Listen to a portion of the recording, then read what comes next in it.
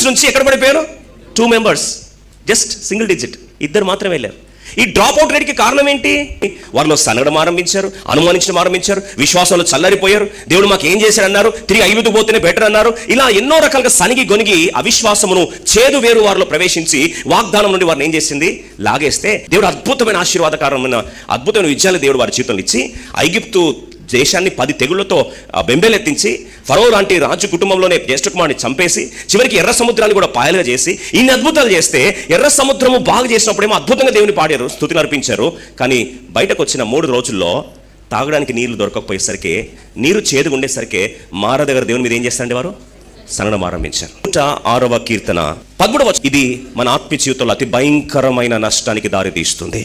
దేవుని ఆశీర్వాదాలను భంగపరచడమే కాదు, వాగ్దాన అనుభవంలో నుండి మనల్ని రాలిపోయేటట్టు చేయడానికి ప్రధాన కారణం ఆయనను వారు ఆయన కార్యములను వెంటనే ఏం చేశారంటండి? మర్చిపోయారు.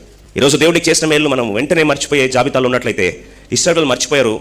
మర్చిపోయిన వెంటనే వారు దేవుని మీద సనగడం స్టార్ట్ చేశారు. సనగదల గొనుగుదల చివరికి అవిశ్వాసం ఇవన్నీ చేదు వేరు మొలిచి వాగ్దాన దేశం నుంచి వారిని ఏం చేసింది? గల్లంతు చేసింది.